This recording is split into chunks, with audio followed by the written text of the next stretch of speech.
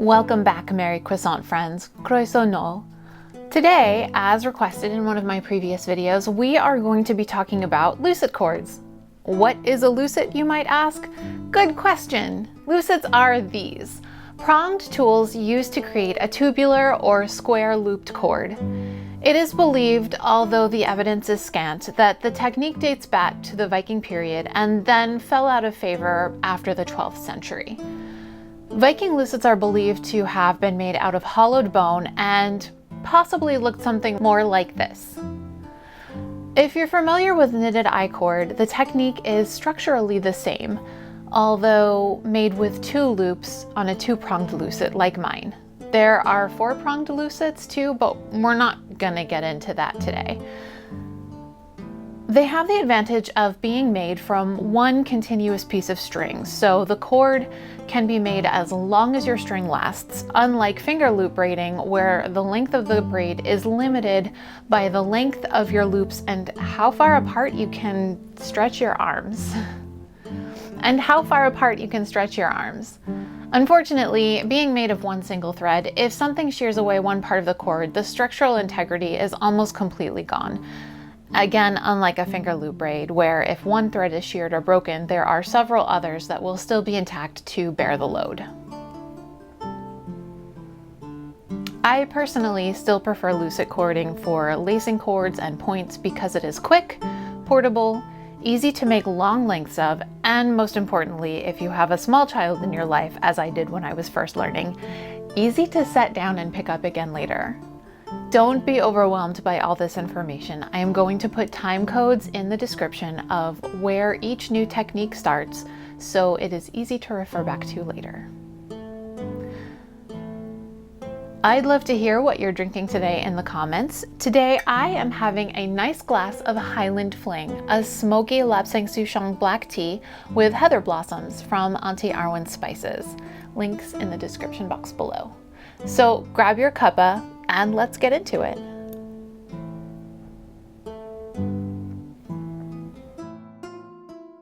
The first thing I'm doing is winding some DMC Pearl Cotton number 5 onto some different thread holders.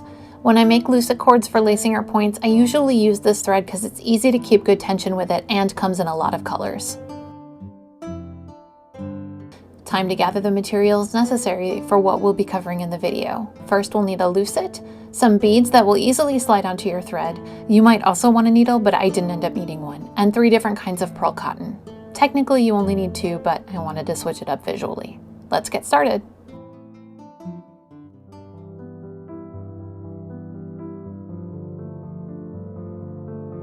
I'm going to be showing you 2 different ways of starting your lucet cord, as well as 2 different techniques for making the basic cord.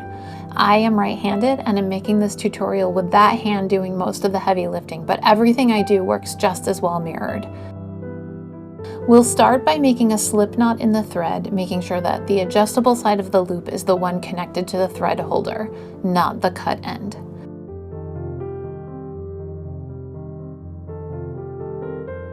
Then we'll slip the loop onto the left prong of the lucet and pull the loop so that the knot sits about halfway between the prongs.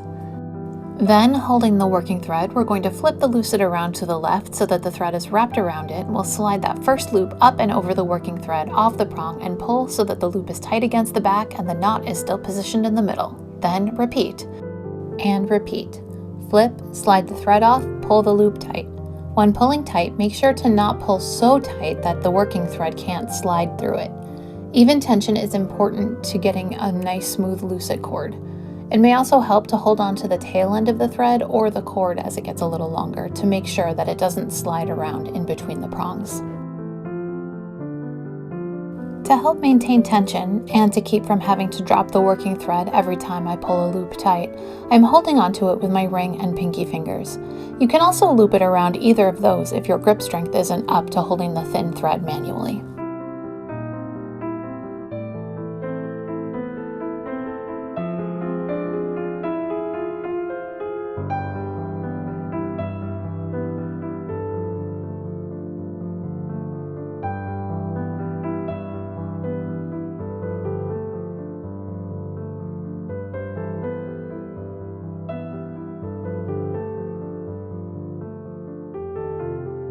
For our second technique, we won't be starting with a slip knot. Instead, we're going to make a figure 8 around the prongs of the lucet. Holding the end of the thread against the base of the lucet, we're going to wrap the working end between the prongs, around the back side of the right side, between again, and around the back side of the left prong. Let's see that again. Between and around the right, between and around the left. From here on out, we'll just have to be careful to maintain the tension at the base until the first couple of loops are pulled tight. Maintaining the tension with ring and pinky fingers, we'll slip the right prong loop up and over the working thread and pull tight. Then, instead of flipping the lucet, we'll wrap the working thread around the back of the lucet and around to the front of the left prong, slipping the loop up and over the working thread on the left side and pulling tight. I find it easier to tighten the left hand loop by pulling on the right hand one in front rather than the working thread. And that loosens up the right loop to slip over the working thread again on the right prong before pulling tight. And then we repeat. The working thread wraps around the back of the lucet, slide the left loop up and over the working thread. It's worth noting here that because of how the thread winds around the lucet, pull on the back of the left side loop to tighten up the previous right hand loop. Slide up and over, and pull the front of the right loop to tighten.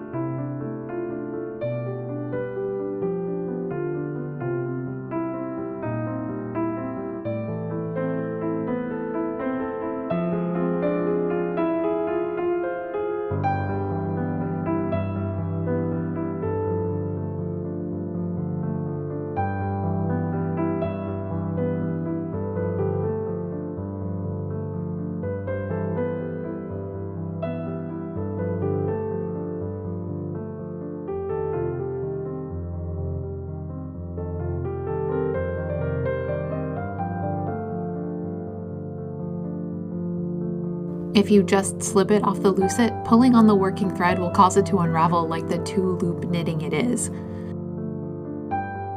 Once our lucet cord is the length we want it to be, we need to end it. So first we cut the working yarn, and then we take that cut end, and first we'll thread it through the opposite loop from the one it's directly attached to, and tighten that loop down by pulling on the other one. Then thread the cut end through the remaining loop and pull to tighten that, and we're done.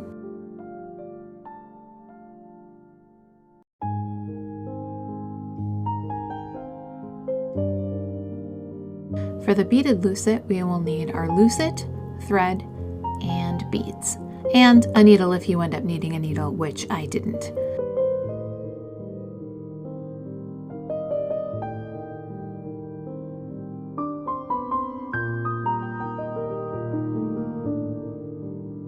We will need to string all of the beads we plan to use before we start luceting, so if you're unsure of how many beads you might need, use more than you think you will, just in case.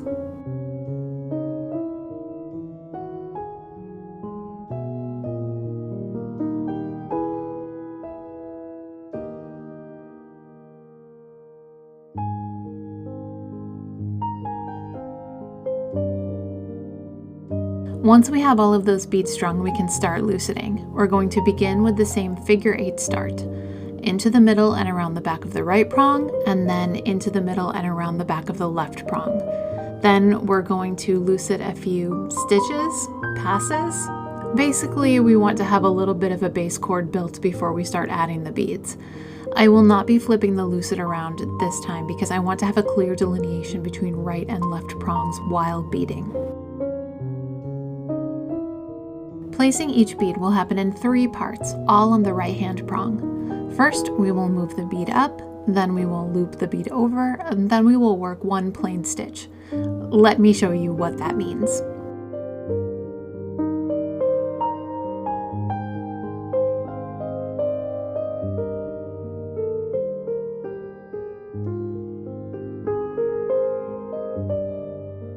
Step 1. Move the bead up.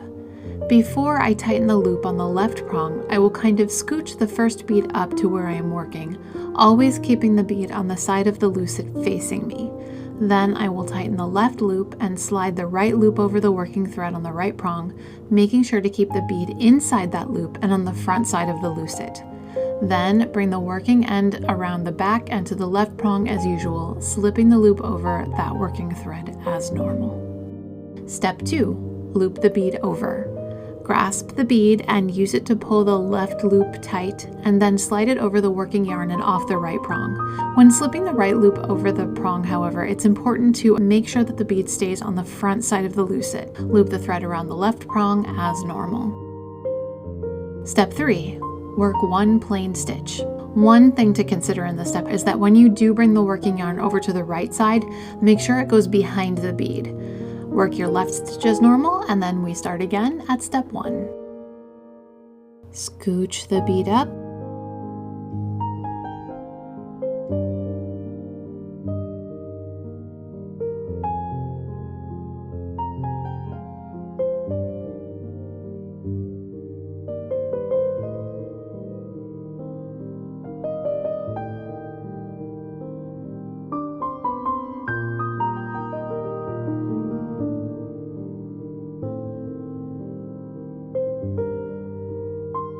Loop the bead over.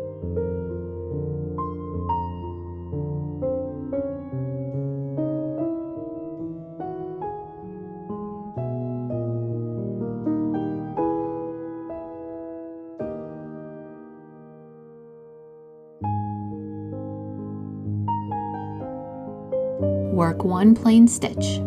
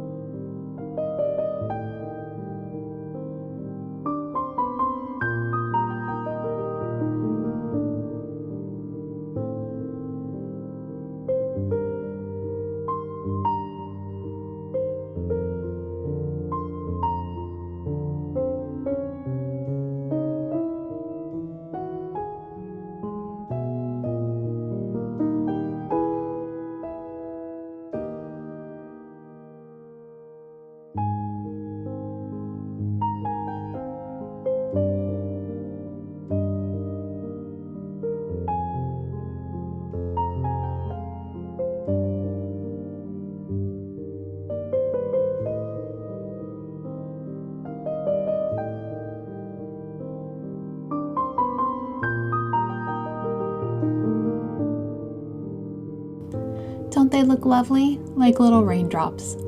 Once we have placed all of the beads that we want to on this cord, we will work a few more plain stitches just to make sure that we have enough space after the beads are finished to be able to finish the cord out.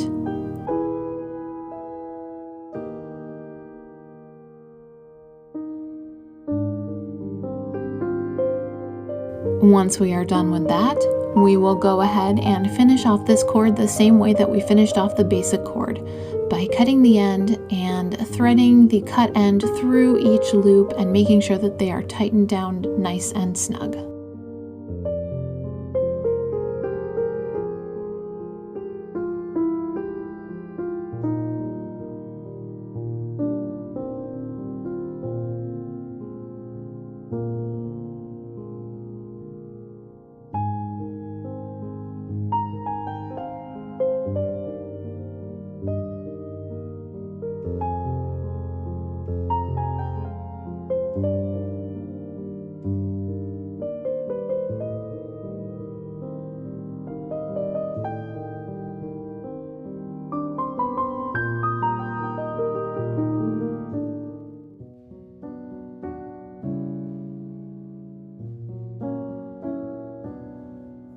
For the two colored flat cord, we'll need our lucet, of course, and two different colored threads.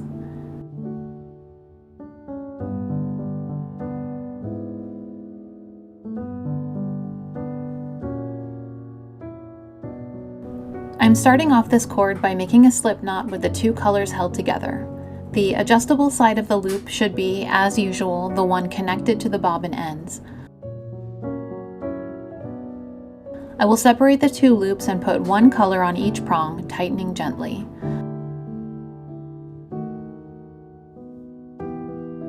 For this cord, I find it easier to hold the lucet turned at a nearly 90-degree angle relative to my body, since I will be working on both prongs at once. I'm going to put one thread over each prong of the opposite color to the loop already in place, and then slip those loops over the working threads and tighten gently.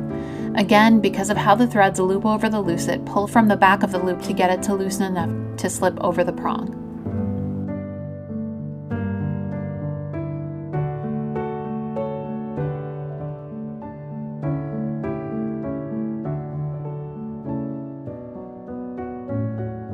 Next, we will cross the threads once and wrap them over the opposite prong. The color of the loop and the working thread wrapped over that prong should be opposite.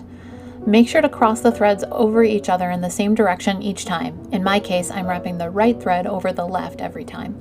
This will make that nice chevron pattern in the finished cord. Gently loosen the loops, slide them over the working threads and off the prong, and then tighten.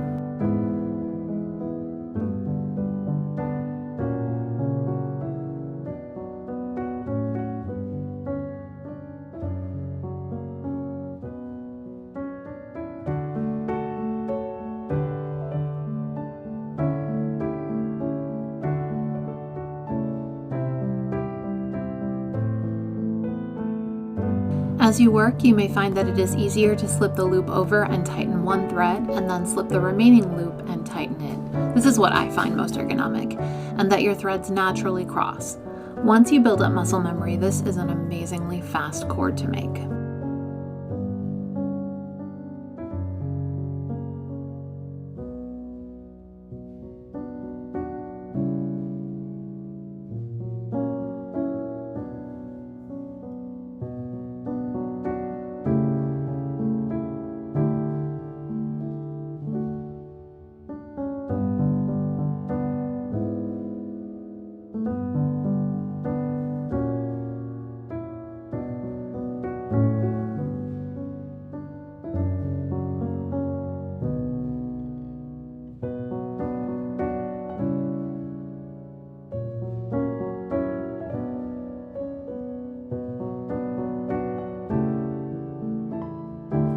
Here you can see the chevron pattern formed by the crossing threads and the flat nature of the cord.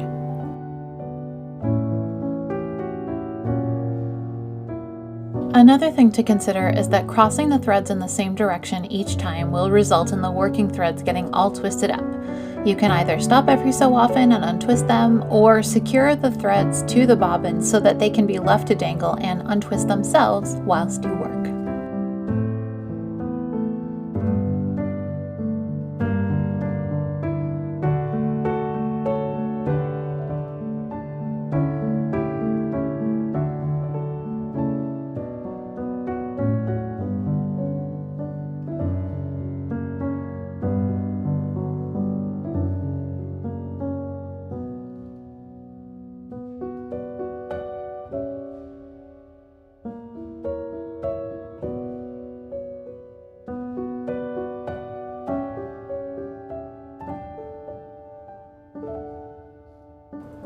In order to form a cord that is one color along one edge and the opposite color along the other edge, we simply add an extra twist in the middle when crossing threads so that the working threads are always wrapped around the prong with the same color loop.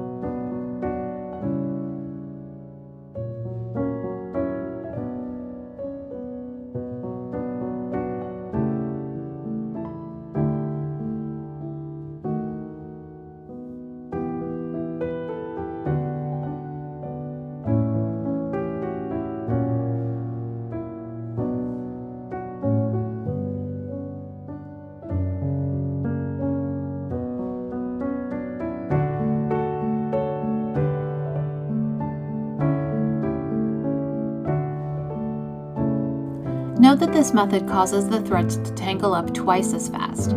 Again, you can either untwist them manually or by letting the bobbins dangle, or if you're working on a flat surface, you can move one bobbin around the other so that it pre-twists your working threads.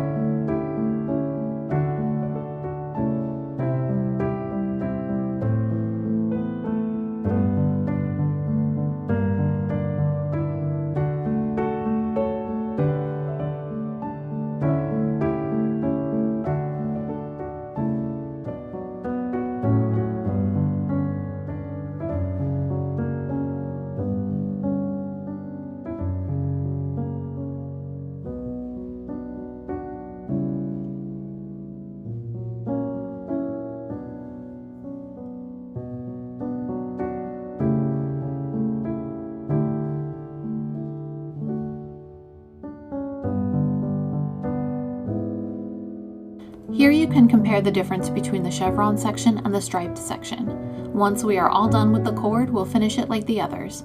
Cut the working threads, stick them through the remaining loops, and tighten.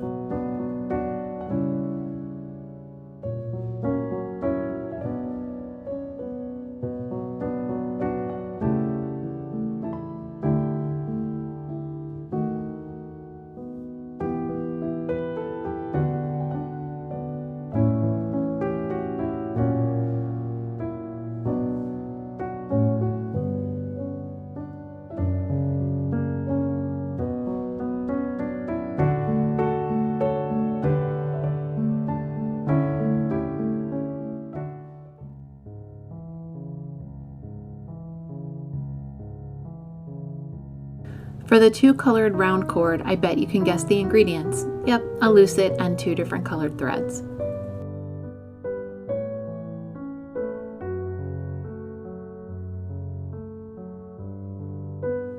You can start this cord with a figure 8 method, but it's more fiddly, and for visual clarity, I'll be using the slip knot method.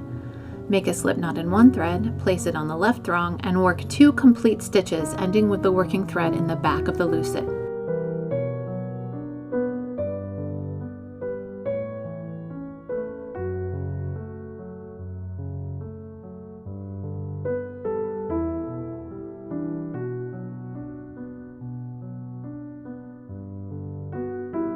Move those loops to the bottom and repeat with the second color thread.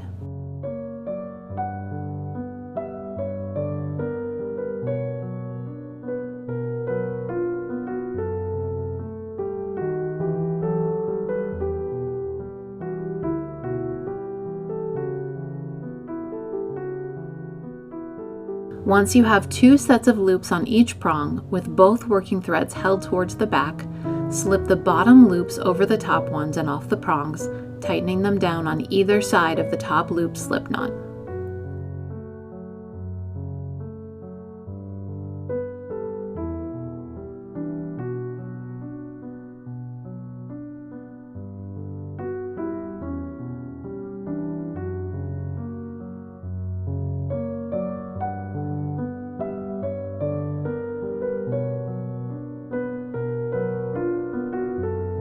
Then work 2 stitches with the opposite color thread to the loops currently on the lucet.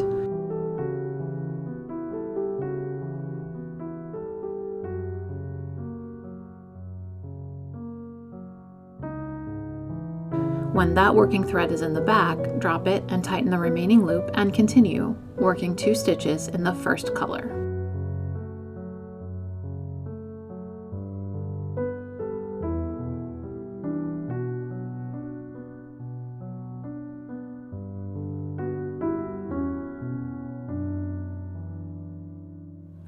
You may find it helpful to hold the dropped non-working thread to the back with your lucet holding hands, ring or pinky fingers. It helps maintain the tension.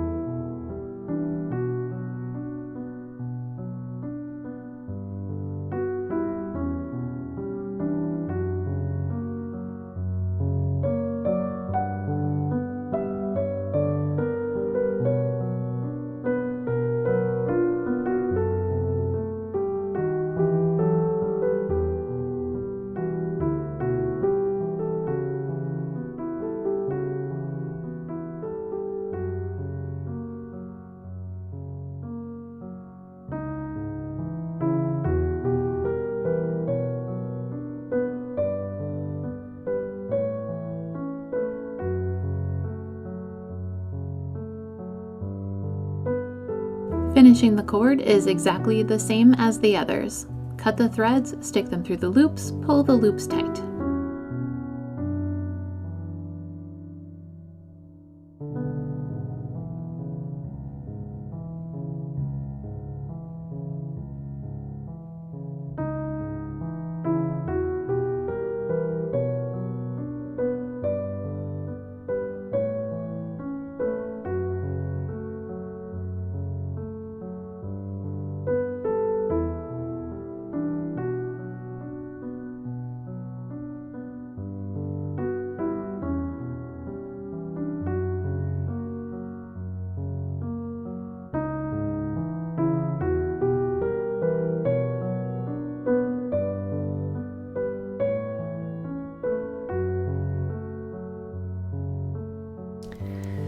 Friends, I am so proud of you. You learned 3.5 new Lucet techniques today. I can't wait to see what you make. If you do make something using a technique from this or any of my videos, or make something inspired by something I've created, please tag me on social media and let me know. I love seeing what you make. If you enjoyed this video, do be sure to like and subscribe. And if you want notifications when the new videos are uploaded, make sure to click the bell to turn those on. And maybe check out one of my other videos. You can follow me on Instagram and Facebook. If you'd like to make a donation to my coffee to help keep Opus Elenae in materials, there will be links to all of those in the description box below. And remember, my dearest croissant friends, be kind, do the work, continue supporting marginalized people, and keep creating. Hwyl!